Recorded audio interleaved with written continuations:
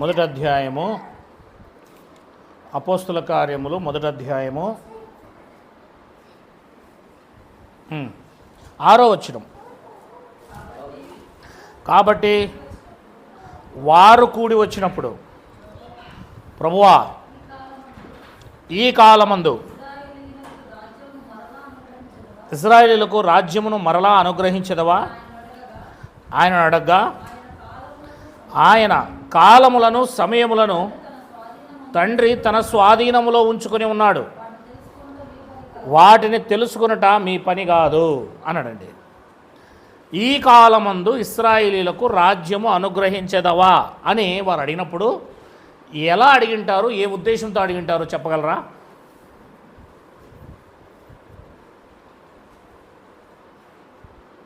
భౌతికంగా ఎట్లా అడిగింటారు?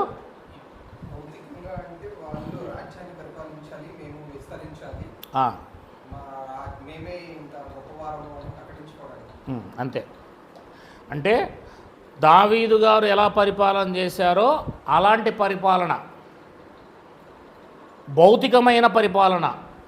యోహాను సువార్త వాళ్ళు అలాగే ఆలోచించారు.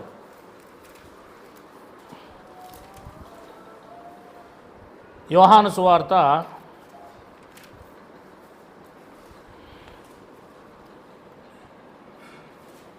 బహుశా 6వ అధ్యాయము 15వ వచనం.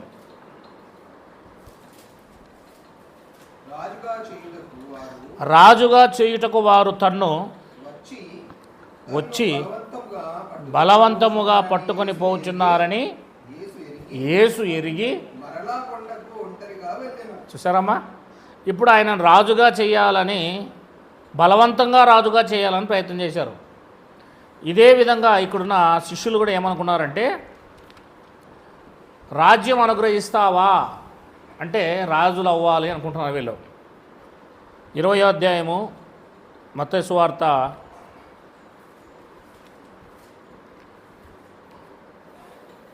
20వ వచనం. అప్పుడు జబదయి కుమారుల తల్లి తన కుమారులతో ఆయన ఎద్దుకు వచ్చి నమస్కారం చేసి ఒక మనవి చేయగా, నీవేమి కోరుచున్నావని ఆయన అడిగెను. అందుకు ఆమె, నీ రాజ్యమందు ఈ నా 2 కుమారుల్లో ఒకడు నీ కుడిపార్శ్వమున. అందుకు యేసు, మీరేమి అడుగుచున్నారో అది మీకు తెలుసా అని అడుగుతున్నాడు. మీకు తెలియదు అంటున్నాడు. అంటే భౌతిక రాజ్యమే వీళ్ళు అనుకుంటున్నారు, ఇంకా భౌతిక రాజ్యమే. వీళ్ళకి అర్థం కావడం లేదు అసలు. అదే రూట్లోనే, అదే దారిలోనే 1వ అధ్యాయము అపోస్తల కార్యం 6వ వచనంలో, ప్రభువా ఈ కాలమందు ఇశ్రాయేలీయులకు రాజ్యమును మరలా అంటే ఇంక దావీదు రాజ్యము మరలా ఇస్తావా? మా మీద అందరూ ఏలుతున్నారు, రోమా సామ్రాజ్యం ఏలుతుంది, ప్రపంచంలో ఉన్నవారు అందరూ ఏలుతున్నారు, మాకేమైనా రాజ్యం ఇస్తావా అని అడుగుతున్నారు వాళ్ళు. కానీ యేసుక్రీస్తు వారు ఆ రాజ్యం కోసం మాట్లాడతలేడు. వీళ్ళకి అర్థం కాలే అన్నమాట. ఫస్ట్ ఆత్మీయ రాజ్యం కోసము, ఆధ్యాత్మిక రాజ్యం కోసం వీళ్ళకి అర్థం కాలేదు. అందుకే నేను ఏం చెప్పాను మీతో, రాజ్యాలు 2 విధాలుగా ఉన్నాయి. ఒకటి క్రీస్తు పరిపాలనతో, క్రీస్తు బోధతో ఆరంభమైన రాజ్యము, క్రీస్తు 2వ రాకడతో, అంటే 2వ రాకడకు ముందు 3.5 సంవత్సరాల ముందే అంతమైన రాజ్యం.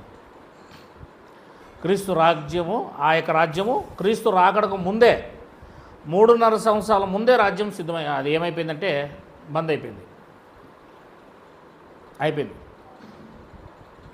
అని మీతో ఇందాక చెప్పాను. ఇకపోతే క్రీస్తు 2వ రాకడలో మొదలుకొని యుగములు పర్యంతరం ఉండే నిత్య రాజ్య పరిపాలన, ఇది ఆత్మ సంబంధమైన పరిపాలన. ఈ రాజ్యం వేరు, ఈ రాజ్యము లూకా సువార్త 1:33 వచనం. లూకా సువార్త 1:33.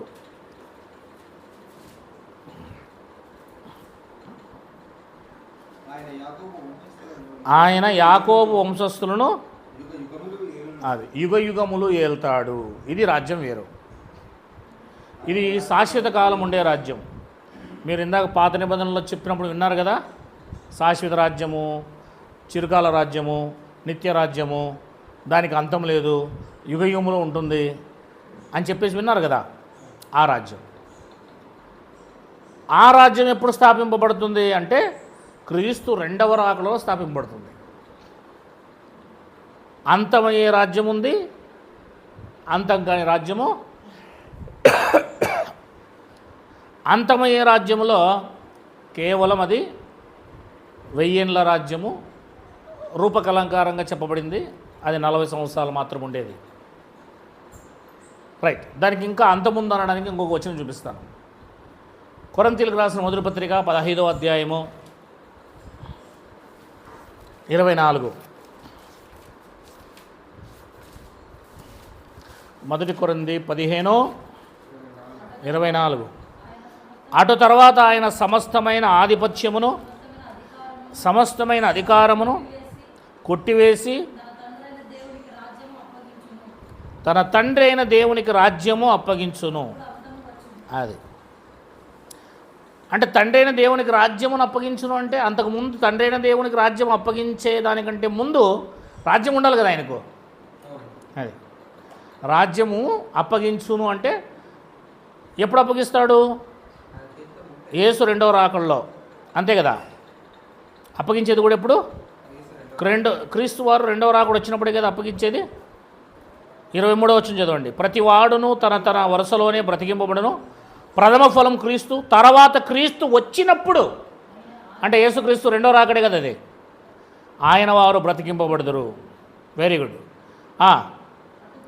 అటు తర్వాత ఆయన సమస్తమైన ఆధిపత్యమును, సమస్తమైన అధికారమును, బలమును కొట్టివేసి అంటే ధర్మశాస్త్రాన్ని, ధర్మశాస్త్ర అధికారాన్ని, ధర్మశాస్త్ర బలమును, దాని ఆధిపత్యమును ఏం చేస్తాడు? కొట్టివేస్తాడు. తన తండ్రి అయిన దేవునికి రాజ్యమును, రాజ్యం ఉంటేనే కదా అప్పగిస్తాడు. అంటే యేసుక్రీస్తు రెండవ రాకడలో వచ్చినప్పటికీ యేసుక్రీస్తు వారు ఈ రాజ్యం ఇక్కడ ఉంది. యేసుక్రీస్తు రెండవ రాకడలో వచ్చేప్పటికి ఆల్రెడీ ముందే రాజ్యము ఉంది. ఆ రాజ్యం ఏం చేస్తాడు? తండ్రికి అప్పగిస్తాడు. అదిగో రాజ్యం తండ్రి అని అప్పగిస్తాడు.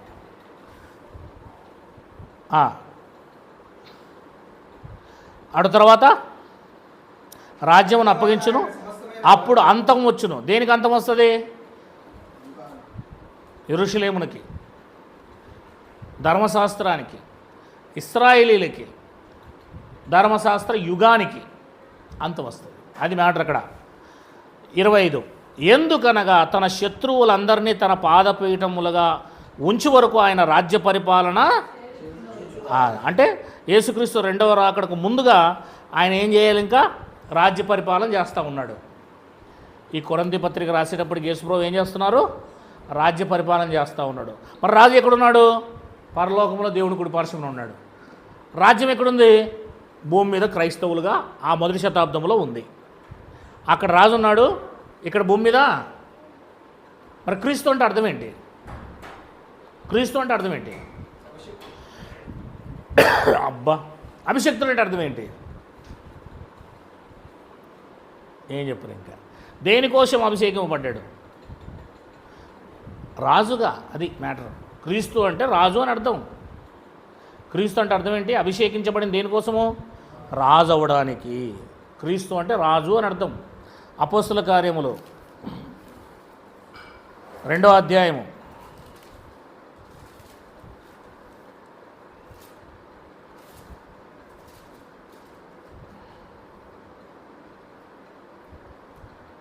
2వ అధ్యాయం 30 చదవండి.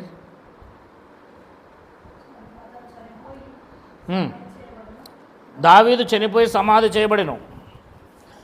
అతని సమాధి నేటి వరకు మన మధ్య ఉన్నది. అతడు ప్రవక్త అయి ఉండెను గనక అతని గర్భమున నుండి అతని సింహాసనం మీద ఒకరిని కూర్చుండబెట్టెదును అని దేవుడు తనతో ప్రమాణపూర్వకంగా ఒట్టు పెట్టుకొనిన అతడు ఎరిగి క్రీస్తు పాతాళములో విడవబడలేదనియు కుళ్ళిపోలేదనియు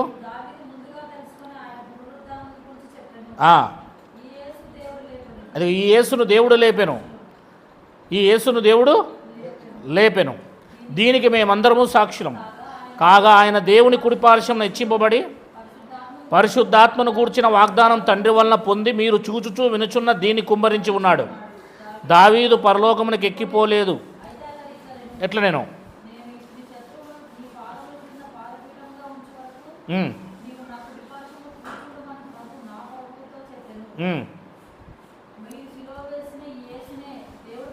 అదిగో దేవుడు ప్రభువుగాను క్రీస్తునుగాను, ఇప్పుడు చెప్పండి, ప్రభువుగాను క్రీస్తుగాను. క్రీస్తు అంటే ఎవరు? రాజు. ప్రభువు అంటే ఎవరు? పరిపాలన చేసేవాడు. క్రీస్తునిగాను ప్రభువునిగాను దేవుడు ఏం చేశాడు? అతన్ని నియమించాడు. యేసు అంటే రక్షకుడు, క్రీస్తు అంటే రాజు. అర్థమవుతుందా? యేసు అంటే రక్షకుడు, క్రీస్తు అంటే రాజు. ఆ క్రీస్తు అంటే క్రీస్తు అనగానే పరిపాలన చేసేవాడు, రాజు అని అర్థం. క్రీస్తు అంటే రాజు అని అర్థం. దాని మీనింగే అది, వేరేం లేదు. అభిషిక్తుడు అంటారు కదా కింద, దాని మీనింగ్ ఏంటంటే రాజు, పరిపాలన చేసేవాడు. Very good. ఇప్పుడు క్రీస్తుగాను ప్రభుగాను నియమించింది ఎవరు? దేవుడే నియమించాడు. Very good. ముందుకు పోదాం. ఇప్పుడు కొరింథీ పత్రికలో ఏం జరుగుతూ ఉంది? రాజ్యానికి ఏమవుతూ ఉంది? 15-24 చదవండి, అక్కడే ఉన్నాం మనము. దాన్ని చూడాలి, లేకపోతే కాదు.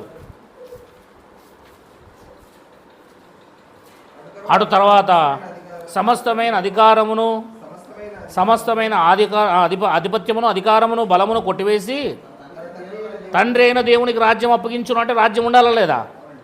25వ వచనంలో ఉంది చూడు. అందుకే ఎందుకనగా తన శత్రువులందరినీ తన పాదముల కింద ఉంచు వరకు, అంటే యేసుక్రీస్తు వారు రాజ్య పరిపాలన చేస్తున్నాడు.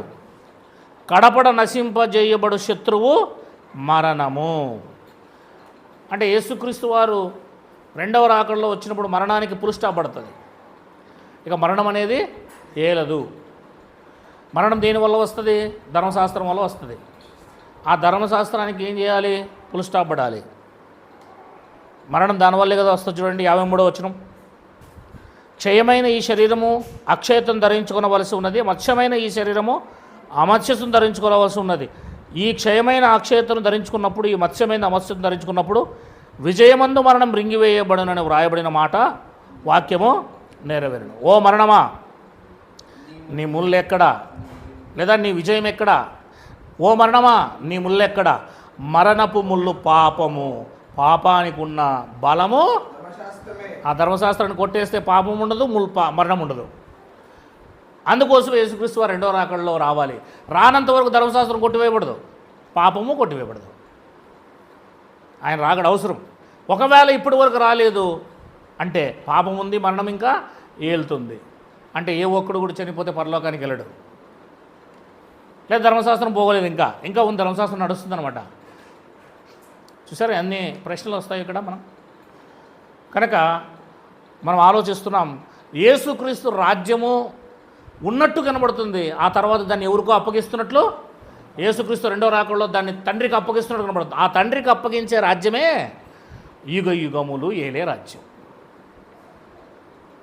ఉన్న రాజ్యము తిరిగి ఎవరికి ఇస్తున్నాడు? తండ్రికి ఇస్తున్నాడు. ఎప్పుడు ఇస్తున్నాడు తండ్రికి? అంటే యేసుక్రీస్తు రెండవ రాకడలో ఇస్తున్నాడు. యేసుక్రీస్తు రెండవ రాకడలో.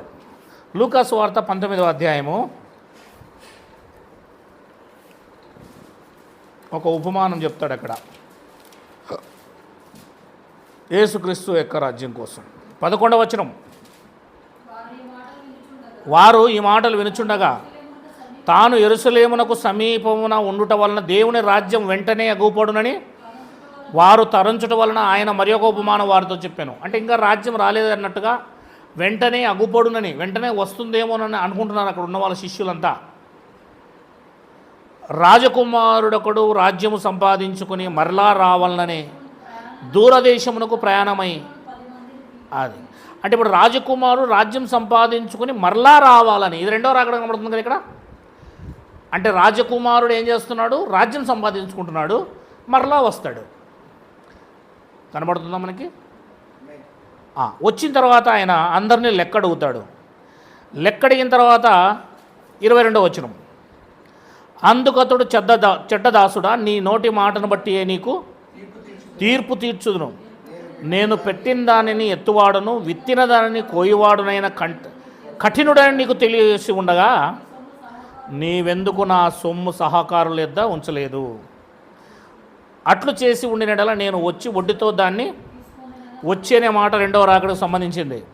24 వీని యొద్ద నుండి ఆ మీన తీసివేసి 10 మీనలు గలవానికి ఇయుడని దగ్గర నిలిచి ఉన్న వారితో వారు, అయ్యా వానికి 10 మీనలు ఉన్నాయి కదా అని. అందుకతడు కలిగిన ప్రతివానికి ఇవ్వబడును, లేనివాని నోటి నుండి వానికి కలిగినది తీసివేయబడని మీతో చెబుతున్నాను. మరియు నేను తమ్మును ఏలుటకు ఇష్టము లేని నా శత్రువులు ఇక్కడికి తీసుకుని రాయదుట సంహరించమని చెప్పాను అని రాయబడి చూడు. అంటే యేసుక్రీస్తు యొక్క రాజ్యము రెండవ రాకడలో వస్తుంది అని ఉంది ఇక్కడ. రెండవ రాకడలో మరి ఈ 40 సంవత్సరాలు ఏం చేశాడు? ఆ రాజ్యాన్ని సమకూర్చాడు. 40 సంవత్సరాలు ఏం చేశాడు? రాజ్యాన్ని సమకూర్చాడు. సమకూర్చిన రాజ్యమును తిరిగి ఎవరికి ఇచ్చాడు? అది యుగ యుగములు రాయలే రాజ్యం అయింది. ఈ సమకూర్చిన రాజ్యం 1000 ఏళ్ల పరిపాలన అయితే యేసు రెండవ రాకడలో ఆ రాజ్యాన్ని ఎవరికి ఇచ్చాడు? ఆ తండ్రి రాజ్యమే నిత్యము యుగ యుగములు ఉండే రాజ్యం. అది మనం అర్థం చేసుకోవాల్సిందే. అంటే క్రీస్తు తర్వాత, క్రీస్తు యొక్క రెండవ రాకడ తర్వాత ఆ రాజ్యం ఏమైపోయింది? నిత్యము ఉండేదిగా మారిపోయింది. అంటే మొదటి శతాబ్దంలో రాజ్యం లేదా అంటే ఉంది. ఆ రాజ్యము 1000 ఏళ్ల పరిపాలన వరకు మాత్రమే, దానికి టైం ఉంది. కానీ తర్వాత వచ్చేదానికి యేసుక్రీస్తు రెండవ రాకడలో వచ్చినప్పుడు ఆయన ఈ రాజ్యమును తండ్రికి ఇచ్చి తీసుకొని వస్తాడు చూడు, అప్పుడు ఆ రాజ్యానికి ఏం లేదు, అంతం లేదు. ఇది సమకూర్చబడే రాజ్యము, అది పరిపాలన చేసే రాజ్యం. ఇది సమకూరుస్తున్నాడు, దాన్ని పరిపాలన చేస్తున్నాడు. అది మనం అర్థం చేసుకోవాలి. ఇప్పుడు అపోస్తుల కార్యములు 1వ అధ్యాయానికి వచ్చేస్తే 7వ వచనం చదువుకుందాం. కాలము సమయములు తండ్రి తన స్వాధీనములో ఉంచుకొని ఉన్నాడు, వాటిని తెలుసుకున్నట మీ పని కాదు. అంటే కాలములు సమయాలు తెలుసుకునేది మీ పని కాదు. అర్థమైందా? దీనికోసము మనం చూస్తే 24వ అధ్యాయము మత్తయి సువార్త 36వ వచనం చూడండి. కాలాలు సమయాల కోసం ఏమని చెప్తాడో యేసుక్రీస్తు వారు. కాలాలు సమయాల కోసం ఏం చెప్తాడో చూడండి ఒకసారి. అయితే ఆ దినమును గూర్చియు ఆ గడియను గూర్చియు తండ్రి మాత్రమే ఎరుగును గాని ఏ మనుష్యుడైనను పరలోకమందు దూతలైనను కుమారుడైనను. కాలాలు సమయాలు ఎవరి చేతిలో ఉన్నాయమ్మా? దేవుని చేతిలో ఉన్నాయి. అది తెలుసుకున్నట ఎవరి పని కాదని యేసుక్రీస్తు వారు కూడా చెప్పారు. అదే మాట ఎవరితో చెప్పారు? ఇక్కడ చెప్పారు. అంటే దీనికి ఏం లింకప్ అవుతుంది? ఇక్కడ రెండవ రాకడే లింకప్ అవుతూ ఉంది. కాలాలు సమయాలు అనేపాటికి అక్కడ రెండవ రాకడే, ఇక్కడ రెండవ రాకడే. అంటే రాజ్యం ఈ కాలమందు ఇస్తావా అంటే అర్థం ఏంటి? యేసుక్రీస్తు వారి యొక్క రాజ్యము రెండవ రాకడలో వస్తుంది అనే మీనింగ్ మనకి ఇక్కడ దొరుకుతుందన్నమాట. అర్థమవుతుందా? కాలాల సమయాలు అన్నప్పుడు ఇంకా మనకు బైబిల్ ఏమంటుందంటే కాలం కోసము మత్తయి సువార్త 6వ అధ్యాయము 34వ వచనంలో రేపేమి సంభవించునో మీకు తెలియదు, రేపటిని గూర్చి రేపు దినము దాని సంగతులు అది చూసుకుంటుంది అనే మాట రాయబడి ఉంటుందండి. అంటే రేపేం సంభవిస్తుందో కూడా మనకి తెలియదు అంటుంది బైబిల్. యాకోబు పత్రిక 4వ అధ్యాయము 14వ వచనములో కొందరు ఏమనుకుంటారు అంటే సంఘస్థులు 4:14 రేపేమి సంభవించునో మీకు తెలియదు, మీ జీవము ఏ పాటిది అది ఇంతలో కనబడుతుంది, అంతలో మాయమైపోయి ఆవిరి లాంటిది మన జీవితం. కనుక ప్రభువు చిత్తమైతే బ్రతికి ఉండి దేవుని పనిలో అది చేద్దాం ఇది చేద్దాం అనుకోవాలి. పైన మాట చదవండి, దానికంటే ముందు మాట 13వ చతురం. నేడైనను రేపైనను ఒకానొక పట్టణానికి వెళ్ళి అక్కడ 1 సంవత్సరం ఉండి వాళ్ళతో అంటున్నాడు. అంటే దేవుని సంఘానికి దూరమై ఉండి, దేవుని సహవాసానికి దూరమై ఉండి 1 సంవత్సరం పాటు మనం దేవుని మందిరానికి వెళ్ళకుండా, దేవుని సహవాసానికి వెళ్ళకుండా దూరంగా వెళ్ళి డబ్బు సంపాదించుకునే వారితో చెప్తున్నమాట ఇది. అంటే సంఘములో బాప్తిసం తీసుకున్న తర్వాత ఒకసారి ఏ వ్యక్తి కూడా సహవాసానికి దూరం కాకూడదని స్పష్టంగా చెప్పాడు. తర్వాత చచ్చిపోయావనుకో దానికి నీవే బాధ్యుడివి. ఎందుకంటే నీకు ఏం జరుగుతుందో తెలియదు నాయన. అంటే వెళ్ళొద్దని చెప్తున్నాడా, వెళ్ళమని చెప్తున్నాడా, ప్రోత్సహిస్తున్నాడా లేదా? వెళ్ళొద్దు, బైబిల్ వెళ్ళొద్దని చెప్తుంది. నువ్వు ఎంత దూరమైనా వెళ్ళు, కానీ దేవుని సంఘ సహవాసానికి తప్పనిసరిగా ఉండాలి, దాని అందుబాటులోనే ఉండాలి. ఆ భయం అనేది మనకు ఉండాలి, ఆ బాధ్యత అనేది మనకు ఉండాలి. ఒకవేళ దూరంగా వెళ్ళావు, ఆత్మీయ స్థితిలో చచ్చిపోతావు. చచ్చిపోయావు అనుకో, పొరపాటు పడి నువ్వు నరకానికి వెళ్ళిపోతావు. చివర్లో ఏమంటాడంటే, చదువునన్నా చివర్లో 17వ వచనంలో, నీకు మేలేదో తెలుసు. ఏంటి మేలు? దూర ప్రాంతానికి వెళ్ళకూడదు, డబ్బు సంపాదించడానికి వెళ్ళకూడదు, దేవుని యొక్క సంఘంలోనే ఉండాలి, దేవుని పని ఇది చేద్దాం అది చేద్దాం అనుకోవాలి. జీవం ఇస్తే ఊపిరి లాంటి జీవితము, ఆవిరి లాంటి జీవితము, ఇది దేవుడు బ్రతికిస్తే దేవునికే చేద్దాం, దేవుని పని చేద్దాం అనే మనసు ఉండాలి. ఒకవేళ మేలైనది నీకు తెలుసు, ఏది మేలైంది? దూరంగా వెళ్ళకూడదు, డబ్బు సంపాదన కాదు ముఖ్యము, దేవుని సంఘంలో ఉండడం అనేది ముఖ్యం. అలాగూ నువ్వు చేయకపోతే, సంఘానికి దూర ప్రాంతానికి వెళ్ళిపోయినావు అనుకో, అప్పుడు అది నీకు పాపం అవుతావు, చచ్చిపోతావు అంటుంది బైబిల్. వెళ్ళకూడదు. దేవుణ్ణి ఒక్కసారి దేవునిలోకి వచ్చిన తర్వాత దూరంగా వెళ్ళకూడదు, అది పాపం అవుతుంది. మేలైనది ఏంటి? సంఘంలో కూడుకునుట. నీ జీవం ఏ పాటిది, రేపటి గురించి నీకు తెలియదు అని చెప్తున్నాడు. అంటే బైబిల్ నేను చెప్పేది ఏంటంటే, ఇక్కడ రేపు ఏం సంభవిస్తుందో మనకు అదే మాటే అపోస్తుల కార్యం 1వ అధ్యాయం 7వ వచనంలో, కాలములు సమయములు దేవుడు తన స్వాధీనములో ఉంచుకొని ఉన్నాడు, వాటిని తెలుసుకున్నట మీ పని కాదు నాయన అని చెప్పాడు. మీ పని కాదు అని చెప్పాడు.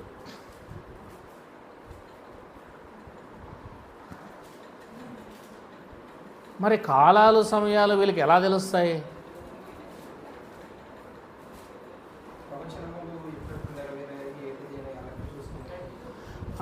కాలాలు సమయాలు వీళ్ళకి ఎప్పుడు తెలుస్తాయి, ఎలా తెలుస్తాయంటే 8వ వచనంలో ఆన్సర్ ఉంది. ఇప్పుడు మనం 1వ అధ్యాయము అపోస్తుల కార్యములు 8వ వచనంకి వెళ్ళిపోతున్నాం. అయినాను పరిశుద్ధాత్మ మీ మీదికి వచ్చినప్పుడు మీరు శక్తి నందుదురు గనక మీరు యెరూషలేములోను యూదయ సమరయ దేశముల ఎంతటను భూదిగాంతముల వరకును నాకు సాక్షులై ఉందురని వారితో చెప్పాను. అది కనుక మీరు చేయాల్సిన పని ఏంటి? ఇప్పుడు రాజ్యం కోసం కానీ కాలాలు సమయాల కోసం కానీ ఆలోచించకుండా మీరు పరిశుద్ధాత్మను పొందుకుంటారు. ఏం పొందుకుంటారు? మీరు పరిశుద్ధాత్మను పొందుకుంటారు. ఆ ఆత్మను పొందుకున్నప్పుడు మీరేమవుతారు? సంపూర్ణ జ్ఞానం నేర్చుకుంటారు. నిన్నే చెప్పాను నేను, సర్వసత్యం తెలుసుకుంటారు. అందులో మీకు కాలాలు కూడా తెలిసిపోతుంది. నేను అది కూడా చూపిస్తాను, మీకు అన్నీ అర్థమవుతూ వస్తాయి. ఎప్పుడైతే వీళ్ళు పరిశుద్ధాత్మను పొందుకుంటారో వీళ్ళకి అన్నీ అర్థమవుతాయి. చూడండి ఒకసారి, అర్థమవుతాయో అర్థం కావు. పేతురు రాసిన మొదటి పత్రిక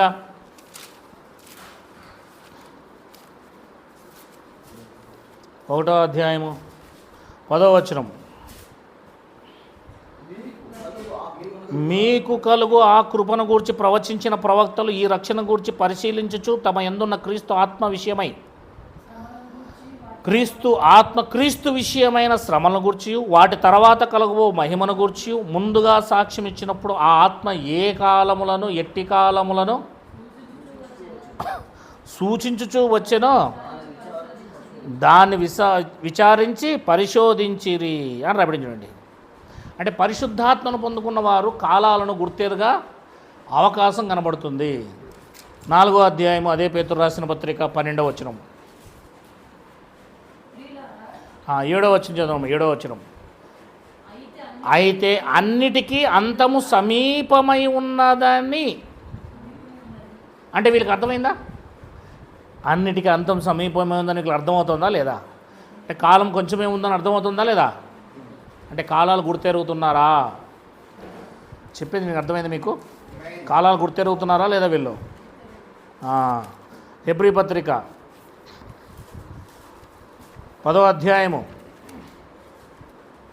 37వ వచనం, 37వ వచనం,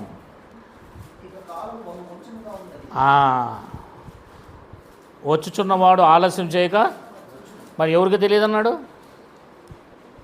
వీళ్ళకి తెలుస్తుంది. 24వ అధ్యాయం 36వ వచనంలో ఏమన్నాడు? దూతలకైనాను దేవుని కుమారునికైనాను తెలియదు, కానీ తండ్రికి మాత్రమే. మరి వీళ్ళకి ఎలా తెలుస్తుంది? వీళ్ళతో పరిశుద్ధాత్మ ఉంది.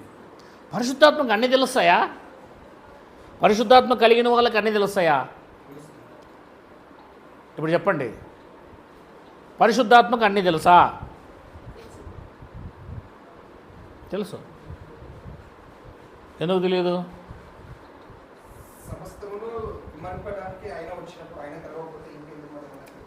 కొరింథీయులకు రాసిన పత్రిక, 1 కొరింథీయులకు రాసిన పత్రిక 2వ అధ్యాయము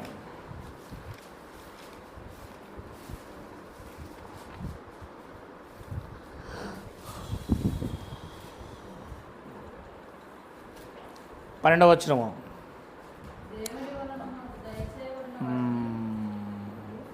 11 ఒక మనుషుని సంగతులు అతనిలో ఉన్న మనిషి ఆత్మకే కానీ మనుషుల్లో మరి ఎవనికిని, అలాగే దేవుని సంగతులు దేవుని ఆత్మకే కానీ మరి ఎవరికిని. అంటే ఇప్పుడు దేవుని సంగతులన్నీ ఎవరికి తెలుసు? మరి ఇంకేం కావాలా? అంటే పరిశుద్ధాత్మను కలిగి ఉంటే ఇప్పుడు అపోస్తులకి తెలిసిపోతాయి. అందుకే వారు కాలాలు సమయాలు కూడా దగ్గరలో ఉన్నాయని చెప్తున్నారు. ఇప్పుడున్న పాస్టర్లు ఇంకా దగ్గర లేదని వీళ్ళు అంటున్నారు. ఇప్పుడు దగ్గర అంటే వీళ్ళకి ఆత్మ ఉందనే, వాళ్ళకి ఆత్మ ఉందనే? మీరే గమనించాలి. అదే అంతే, మరి ఇంకేం లేదు. ఆ ఆత్మ ఉంటే అర్థమైపోతుంది, అర్థం చేస్తుంది. అది మ్యాటర్. ఇక్కడ ఎంత తేడా ఉంది చూడండి. పరిశుద్ధాత్మకు తండ్రి యొక్క సంగతులన్నీ తెలుసు. అది ఇవి మనం అర్థం చేసుకోకపోతే చాలా కష్టం అవుతుంది. కనుక ఆ పరిశుద్ధాత్మ వీళ్ళకు తెలియజేస్తూ ఉంది కనుక సమీపంగా ఉంది, తొందరలోనే ఉంది, దగ్గరలో ఉన్నాము, అంతానికి దగ్గర ఉన్నాము అని చెప్తున్నారు వాళ్ళు. యాకోబు పత్రిక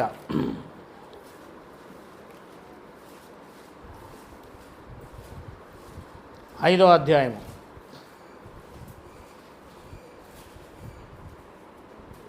7వ వచనం, సహోదరులారా ప్రభువు రాకడ వరకు ఓపిక కలిగి ఉండుడి. చూడుడి, వ్యవసాయకుడు తొలకరి వర్షమును కడవరి వర్షమును సమకూడు వరకు విలువైన భూఫలము నిమిత్తము ఓపికతో కాచుకొనుచు దాని కొరకు కనిపెట్టుడు కదా. ప్రభువు రాక సమీపించుచున్నది కనుక అన్నాడు. అండి ఏమండి అంత గ్యారంటీ కింద చెప్తున్నారు వీళ్ళు? సమీపించుచున్నది వాళ్ళు చెప్తున్నారు, వాళ్ళలో ఉన్న దేవుని ఆత్మ చెప్తుందా? అది ఇప్పుడు దేవుని ఆత్మ చెప్పే మాటలు ఎవడు వినడు. సొంతంగా వీళ్ళు చెప్పే మాటలు, బైబిల్ కాలేజీలో చెప్పే మాటలు వింటున్నారు.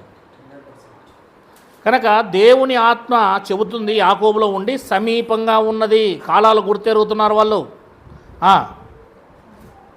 మీరును ఓపిక కలిగి ఉండి మీ హృదయములు స్థిరపరచుకుని సహోదరులారా, మీరు తీర్పు పొందకుండా నిమిత్తం ఒకరినొకడు సనుకోడు. ఇదిగో న్యాయాధిపతి వాకిటిన అది దగ్గరలో ఉన్నాడని చెప్తున్నాడు ఆయన.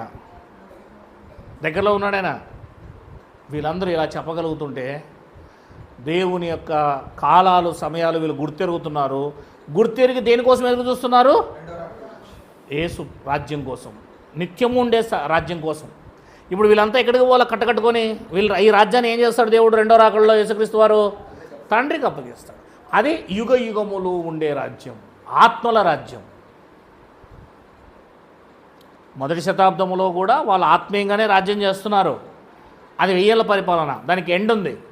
దాన్ని తీసుకుపోయి తండ్రికి ఇచ్చినప్పుడు అది ఏమవుతుంది? యుగ యుగములు ఉండే రాజ్యంగా మారుతుంది. ఆ రాజ్యము ఆత్మ సంబంధమైన రాజ్యము. అది మనం అర్థం చేసుకోవాలి.